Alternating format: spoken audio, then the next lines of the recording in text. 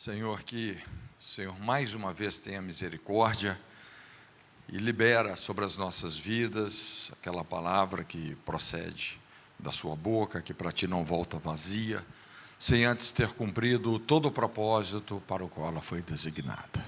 No nome de Jesus. Amém. Eu quero trazer uma palavra para você, uma palavra assim, básica, mas muito, muito importante. Mateus 7, 13 a 23, é um dos textos assim, mais contundentes, né? Uma das declarações assim, mais contundentes, que mais precisam de ser levadas a sérias, né? Palavras do próprio Jesus. E ele fala assim: entrai pela porta estreita, porque larga é a porta e espaçoso o caminho que conduz à perdição, e muitos são os que entram por ela. E porque estreita é a porta e apertado o caminho que leva à vida, e poucos há que a encontrem. Acautelai-vos, porém, dos falsos profetas, que vêm até vós vestidos como ovelhas, mas interiormente são lobos devoradores. Por seus frutos os conhecereis. Porventura colhem-se uvas dos espinheiros ou figos dos abrolhos? Assim, toda árvore boa produz bons frutos, e toda árvore má produz frutos maus. Não pode a árvore boa dar maus frutos, nem a árvore má dar frutos bons. Toda árvore que não dá bom fruto, corta-se, lança-se no fogo. Portanto, pelos seus frutos os conhecereis. Nem todo o que me diz Senhor, Senhor entrará no reino dos céus, mas aquele que faz a vontade do meu Pai que está nos céus. Muitos me dirão naquele dia: Senhor, Senhor, não profetizamos nós em teu nome não expulsamos os demônios, em teu nome não fizemos muitas maravilhas? E então lhes direi abertamente: nunca vos conheci, apartai-vos de mim, vós os que praticais a iniquidade. Quando eu olho para esse texto, né, daqui nós vamos trabalhar dentro assim de uma comparativa, né, do evangelho e a religião. Mas antes, assim, deixa eu só contar uma experiência que eu nunca mais consegui esquecer essa experiência, apesar que foram assim muitos anos atrás. A gente estava no evangelismo em Blumenau, né, lá no sul do Brasil, em Santa Catarina, dentro da Oktoberfest, é uma festa anual que acontece lá, não é? E eu me lembro que, naquela época, inclusive, era muito comum a gente usar um panfletozinho, né, que era um pretexto até para você começar a conversa. E eu me lembro que de repente, essa senhora passou, e eu cheguei, ofereci um folhetinho, uma mensagem, e fiz uma pergunta: olha, a senhora já conhece Jesus? E de repente essa senhora olhou para mim, e quando ela olhou para mim, assim, eu tomei um certo susto, porque ela não tinha o maxilar inferior, ela não tinha essa parte do rosto. Então o rosto dela era um rosto assim desfigurado, né? E ela assim, então, com uma certa também dificuldade de falar, mas ela chegou, quando eu fiz a pergunta, ela falou assim: eu conheço a Jesus, eu conhecia Jesus. E na hora os olhos dela se encheram de lágrimas. Bom, eu pensei que eu fosse evangelizar ela, mas ela que me evangelizou. E bem rapidamente ela começou a me contar essa história. Ela sempre foi uma pessoa muito religiosa, mas aquela pessoa que nunca teve de fato uma experiência com Deus, uma experiência de novo nascimento. E ela se envolveu assim num acidente trágico. Ela chegou no hospital totalmente desenganada, não é? Inclusive os médicos falaram lá com os parentes dela: olha, a gente pode até tentar operá-la, mas ela praticamente não tem chance de sair viva dessa mesa de operação. Enquanto ela estava sendo operada, de repente, ela sofreu um arrebatamento de espírito. Estou te contando o que ela me contou. E ela se viu num lugar que era assim, um campo muito lindo, e de repente, quando ela percebeu, o próprio Jesus estava do lado dela. E quando ela olha, ela percebe, assim, num determinado lugar, que haviam duas entradas, como se fossem duas portas. E o próprio Jesus chegou, chamou ela assim pelo nome, não é? E falou assim: olha, você está diante de dois caminhos. E apontou e falou assim: tem esse caminho aqui, você está vendo, é uma entrada muito larga, é uma entrada muito espaçosa. Esse caminho, ele aparentemente é fácil, ele é largo, mas Jesus falou assim: mas ele é pesado. E Jesus apontou e falou: tem essa outra porta aqui, que é uma porta muito estreita, é um caminho difícil. Ele não é um caminho fácil, mas ele, por incrível que pareça, ele é leve, é um caminho leve. E foi a experiência que ela teve naquele momento. Ela entendeu o que Jesus estava sugerindo para ela, e ela precisava de fazer a escolha. Então ela falou assim: tá bom, eu quero o caminho estreito. E ali ela começou a andar por aquele caminho. E ela, assim, descrevendo essa experiência, que num certo momento era um caminho difícil, havia muitos espinhos no chão, inclusive ela começou a machucar os seus pés naquele caminho, e ela andou por muito tempo ali. E é difícil a gente descrever essas experiências, né? Porque é uma experiência espiritual que a pessoa teve. E ela disse que, de repente, ela chegou num lugar como se fosse assim uma espécie de um oásis, e havia ali alguns anciãos. Um deles colocou uma fruta que ela nunca tinha visto, colocou na boca, e aquilo como que se dissolveu e a vitalizou totalmente. E, de repente, quando ela se vê, ela está de volta no corpo, depois da cirurgia. E com dores quase que insuportáveis, não é? Por incrível que pareça, ela sobreviveu, né? Assim, tinha sido totalmente desenganada. E ela estava assim, tão absorvida por aquela experiência, que ela começou a orar, e falou assim: Jesus, me leva para aquele lugar onde eu estava, eu não quero mais ficar aqui, né? Eu estou sofrendo muito. Ela sofria dores assim, agonizantes. E de repente, ela disse que uma luz encheu o quarto dela. E Jesus falou com ela, ela ouviu, ela não viu Jesus, mas ela viu essa luz. E veio uma voz, e falou assim: olha, quando eu for, eu vou levar comigo todas as suas dores. E a partir dali, ela começou a ter assim uma recuperação fenomenal. Isso tinha sido 6 meses atrás. Eu lembro quando ela contava tudo, ela ia contando e chorando. Parece que ela ainda estava batizada nessa experiência. Eu achei muito interessante o próprio Jesus mostrando realmente essa decisão que todos nós, em algum momento, nós temos que fazer na nossa vida. Nós não devemos desprezar quando Jesus adverte que são poucos os que encontram essa porta estreita. Inclusive, é o que nós lemos: larga é a porta, espaçoso o caminho que conduz à perdição, estreita é a porta, apertado o caminho que conduz à vida, e são poucos os que o encontram.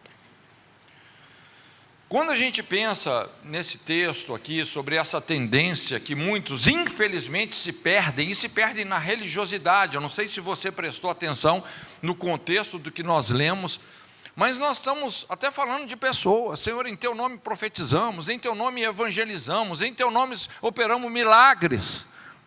Puxa vida!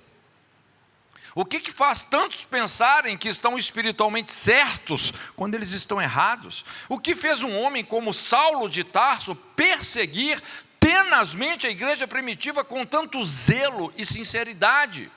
O que fez com que os fariseus, que era o grupo religioso mais zeloso, mais equilibrado da época, planejaram a morte do Messias que eles mesmos esperavam por séculos?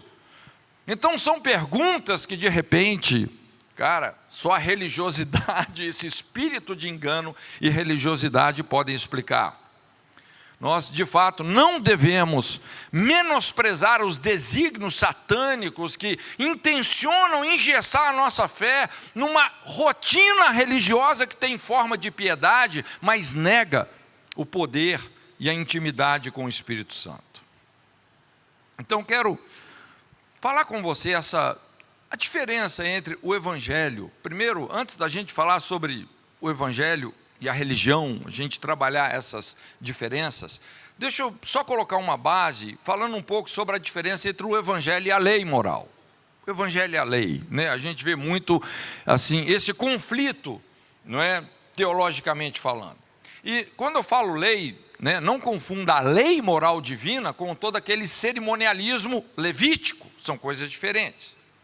Mas a lei, vamos dizer, é a explicação precisa de como a criação funciona ou deixa de funcionar, como foi dito aqui. Quando você tem uma vida governada por princípios, puxa vida, os princípios são confiáveis, aquilo funciona, aquilo já foi testado, não é? Então, a lei é essa explicação precisa de como a criação funciona ou deixa de funcionar. É uma questão de vida e morte, de bênção e maldição, porque quando você viola determinados princípios, obviamente você vai ter que arcar com as consequências disso. Por sua vez, o Evangelho é a restauração de um estado permanente de decadência, de separação, condenação e morte em relação a Deus. Por isso que nós só entendemos o Evangelho quando nós entendemos a lei, nós só entendemos a grandeza da salvação quando nós percebemos a severidade de uma condenação eterna. Então, deixa eu trabalhar aqui algumas coisas com você. As diferenças aqui entre religião e evangelho. A religião é obra do homem. O evangelho nos foi dado por Deus. A religião é o que o homem faz por Deus. O evangelho é o que Deus tem feito pelo homem. A religião se fundamenta no esforço humano. O evangelho se fundamenta no poder de Deus. A religião é o homem em busca de Deus, o evangelho é Deus buscando o homem. A religião é o homem tentando apaziguar a ira de Deus, o evangelho é Deus trazendo a sua paz que excede o entendimento humano. A religião encobre o pecado do homem, o evangelho perdoa e liberta o homem do seu pecado. A religião justifica os pecados do homem, o evangelho justifica o homem dos seus pecados. A religião é o homem tentando subir a escada da justiça própria, degrau por degrau, na esperança de se encontrar com Deus lá no último degrau. O evangelho é Deus descendo a escada da encarnação de Jesus Cristo, encontrando-se conosco na nossa condição de pecadores, no primeiro degrau. E às vezes no buraco que a gente estava.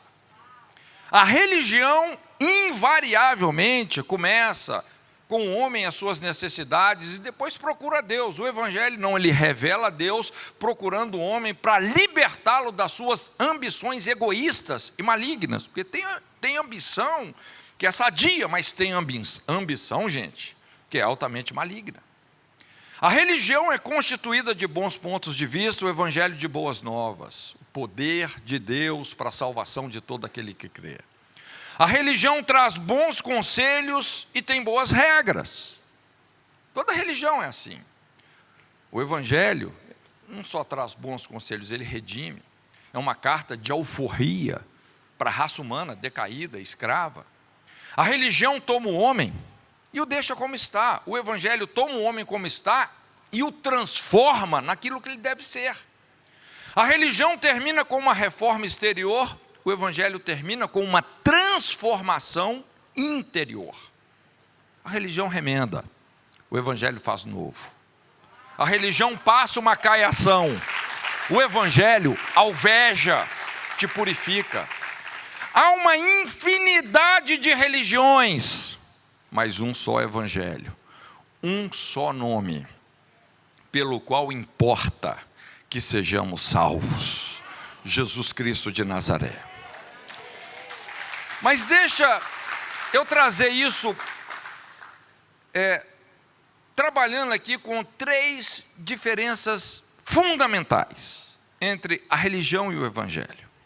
Primeira delas, a religião enfatiza o fazer, enquanto o evangelho enfatiza a condição de ser. Isso é muito importante. Nós somos a obra de Deus. Não é que você faz, nós somos, nós estamos em construção. Então nós vamos deixar Deus fazer em nós, para então fazermos para Ele. Como a Bíblia fala, Efésios 2:10, pois somos feitura dele, criados em Cristo Jesus para as boas obras, as quais de antemão Deus preparou para que andássemos nelas. Deus não nos criou primordialmente para servi-lo. Quem é todo-poderoso não precisa de servos, gente. Ele nos criou para nos incluir na sua família. E qual que é o grande segredo, qual que é o grande mistério do evangelho, né? Quando Paulo fala o mistério que esteve oculto por séculos: Cristo em vós, a esperança da glória. Então, primordialmente, Jesus não veio transformar homens maus em homens bons, não. Ele veio transformar homens mortos em homens vivos.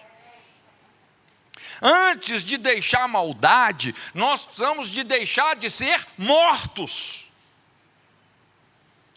Antes de praticar a bondade, nós precisamos de experimentar a vida de Jesus, o poder da sua ressurreição. Antes de ser bom, você precisa de estar vivo, espiritualmente vivo. Um novo nascimento, uma vida espiritual adulta. Então, graça é isso, é a vida de Jesus compartilhada conosco. Graça é a vida de Cristo, é o poder da sua ressurreição, as virtudes do Espírito Santo compartilhadas conosco. Gente, a graça de Deus, o Cristo em nós, é o único antídoto para a lei do pecado e da morte. Então veja bem, a religião diz o seguinte: faça o bem, continue a fazer o bem, e você se tornará uma boa pessoa. O evangelho fala: primeiro, deixa Deus trabalhar nas suas motivações. Você tem que se tornar bom pela graça de Deus, e consequentemente, você fará o bem. A religião diz: diga a verdade, continue a dizer a verdade, e você se tornará um cara honesto. O evangelho fala: primeiro, seja honesto de coração. Aí sim, você vai dizer a verdade. Às vezes a religião fala: olha, tenha bons pensamentos, se esforce, continue a tê-los, e a sua mente se tornará pura. O evangelho fala: primeiro, torne-se puro de coração, e você terá pensamentos puros. O lema da religião, gente, é esforçar-se e fazer. O lema do evangelho é crer e ser. Isso não quer dizer que esforçar e fazer não seja importante, por favor, não me entenda mal, tá? E que não haja lugar para as boas obras na fé cristã. É claro que há. Inclusive Jesus, ele foi um homem de ação, de grandes obras. Está escrito a respeito de Jesus que ele andava fazendo o bem. Ele serviu sacrificialmente os seus semelhantes. Mas aqui é uma questão de prioridade. Qual que vem primeiro? Qual que é a causa? Qual que é o efeito? Qual que é a raiz? Qual que é o fruto? Como Jesus disse, uma árvore boa não vai dar um fruto mau. E uma árvore má, não tem jeito, ela não vai produzir um fruto bom. É o que a Bíblia fala: pois somos feitura sua, criados em Cristo Jesus para as boas obras, as quais Deus de antemão preparou para que andássemos nelas. Ou seja, sem a imagem, sem a semelhança moral de Deus, sem sermos recriados em Cristo, jamais nós entraremos naquele plano ministerial, na concretização das obras que de antemão Deus estabeleceu para nós. Veja bem que as Escrituras, elas dão ênfase a essa condição de ser. Sede santos, sede cheios do Espírito Santo, você ser nascido do Espírito, sede benignos, compassivos. Ser, a condição de ser. Então o Evangelho sempre começa pelo caráter e daí ele afeta o comportamento. Não é o contrário. É interessante, quando você estuda Mateus 23, e Mateus 23, gente, é uma lapada no espírito de religiosidade. Pensa num sermão assim que você só viu pena de fariseu voando. Primeiramente, Jesus, ele elogia os fariseus. Se você for lá, você vai ver. Ele elogia os fariseus pelas suas obras. Olha, vocês oram, vocês dão o dízimo, vocês atravessam o continente para fazer um prosélito, vocês detestam o praguejar, vocês jejuam com regularidade, constroem os sepulcros dos profetas, guardam as tradições dos anciãos. Tudo isso é muito bom. Só que Jesus não parou aí. Ele continua. O problema é que interiormente vocês são orgulhosos, vocês gostam de ser saudados e reconhecidos em público como mestres, interiormente vocês são egoístas, enganam os pobres, enganam as viúvas, por dentro vocês são ambiciosos, querem os lugares de honra, são hipócritas, jejuam e oram apenas para serem vistos pelos homens, vocês são semelhantes aos sepulcros caiados. Ou seja, vocês têm muito boa aparência, mas têm um coração mau. A verdadeira justiça não é uma casca que você põe por fora, gente. Ela se aloja no interior, nas nossas intenções mais íntimas. Então nós não precisamos de complicar o Evangelho. O processo é simples. Ser, essa condição de ser, é consequência de tornar-se. Precisamos de uma transformação, e isso é sobrenatural. É por isso que Jesus ordenou: importa-vos nascer de novo. Se não vos converterdes, Jesus disse, de modo algum entrareis no reino dos céus. Então ser é consequência de tornar-se. Tornar-se é consequência de pertencer. O que a Bíblia fala? Filho meu, dá-me o teu coração, os teus olhos observem os meus mandamentos. Se alguém está em Cristo, nova criatura é. Então nós precisamos de concentrar os nossos esforços, não em fazer para Deus, mas simplesmente de estar em Cristo.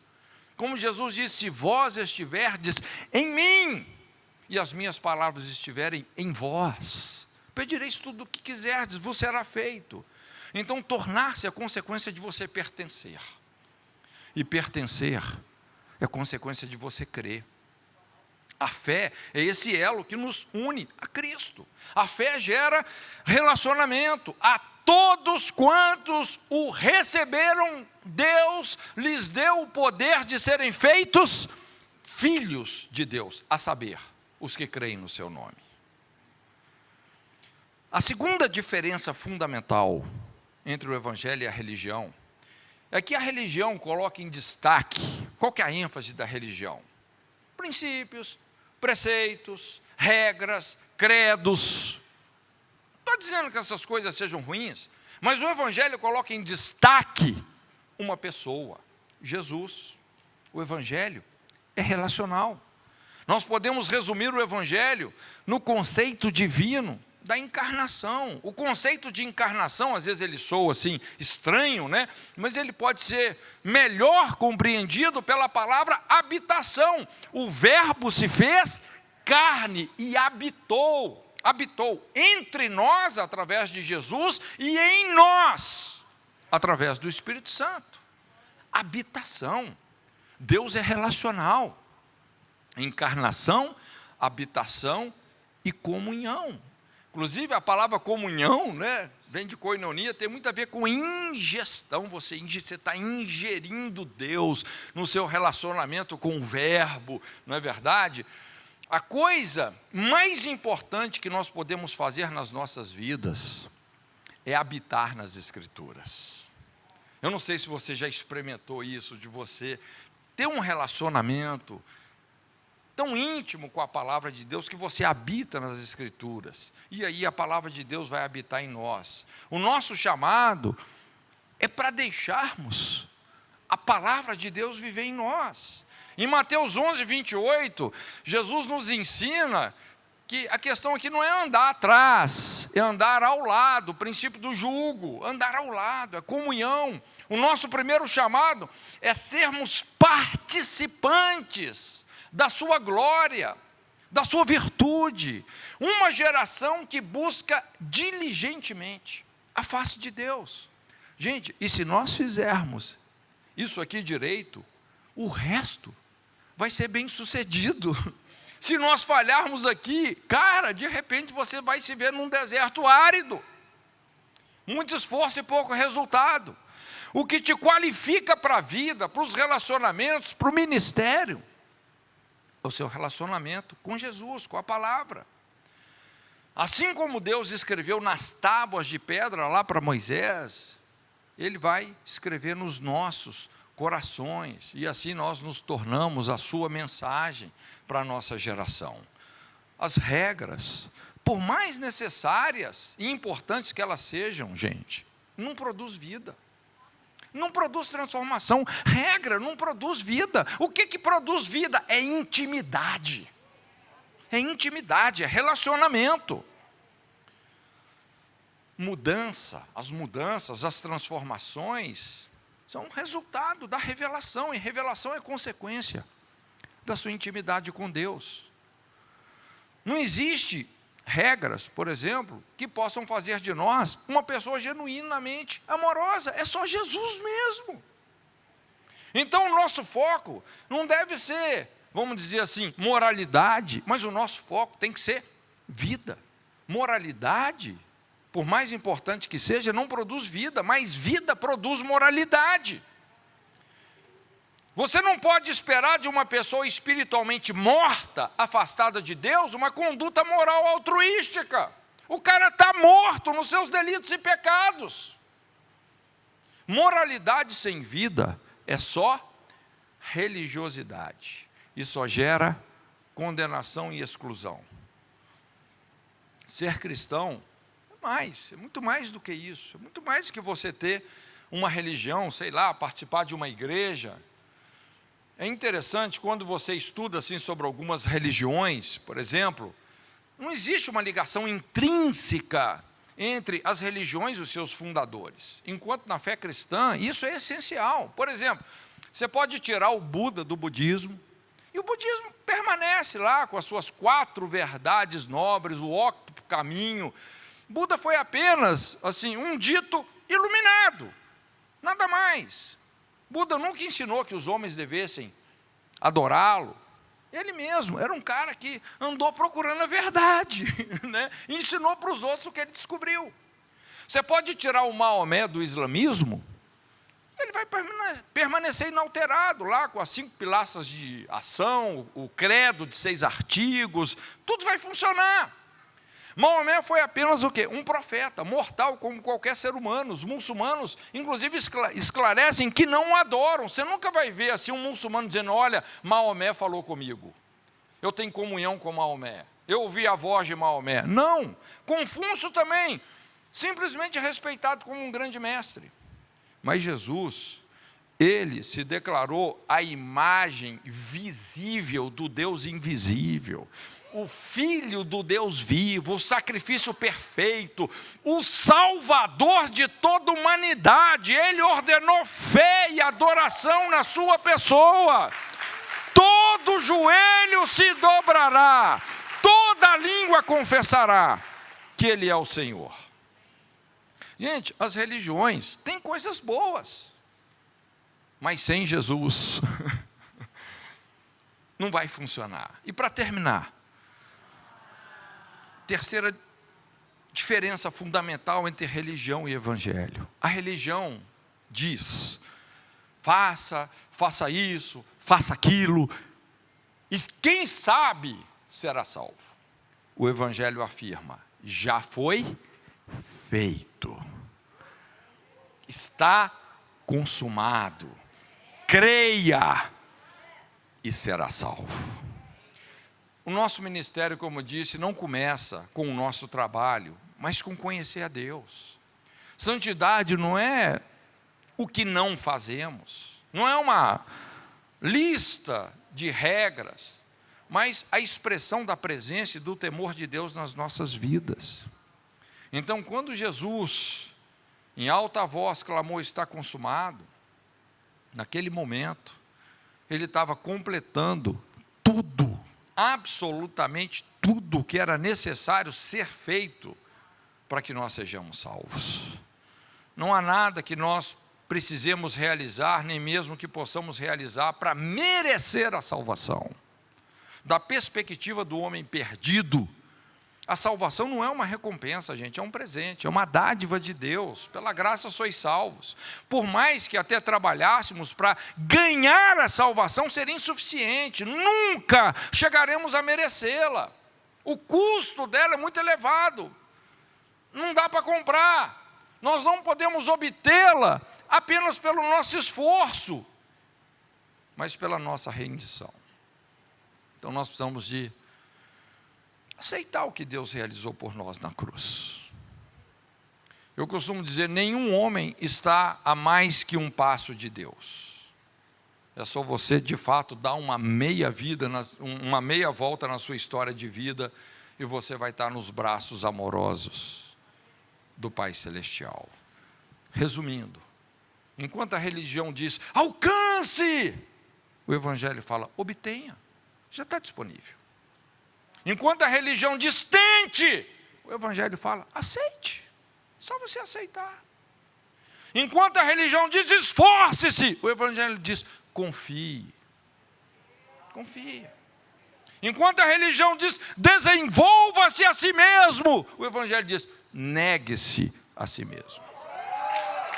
Enquanto a religião diz: salve-se, o Evangelho diz: entregue-se. Jesus disse: eu sou o caminho, a verdade e a vida. Ninguém vem a mim, ninguém vem ao Pai, senão por mim. Senhor, muito obrigado pela obra maravilhosa que o Senhor fez ao nosso favor. Muito obrigado. Obrigado, Senhor, por tão grande salvação que o Senhor disponibilizou. Obrigado, Pai. Nós abrimos o nosso espírito, abrimos o nosso coração, Senhor, para que realmente toda a sua vontade se cumpra nas nossas vidas. Sabemos que o Senhor nos ama profundamente, e quem ama respeita. O Senhor não impõe a sua salvação, o Senhor não impõe o Evangelho sobre ninguém, mas o Senhor propõe. O Senhor propõe uma aliança contigo. Senhor, e nós abrimos o nosso espírito para receber tudo que o Senhor tem. Entendendo, Senhor, não é que nós fazemos, mas nós somos a sua obra. E nos colocamos nas tuas mãos, como barro nas mãos do oleiro. No nome de Jesus. Amém, amém, amém. Deus te abençoe.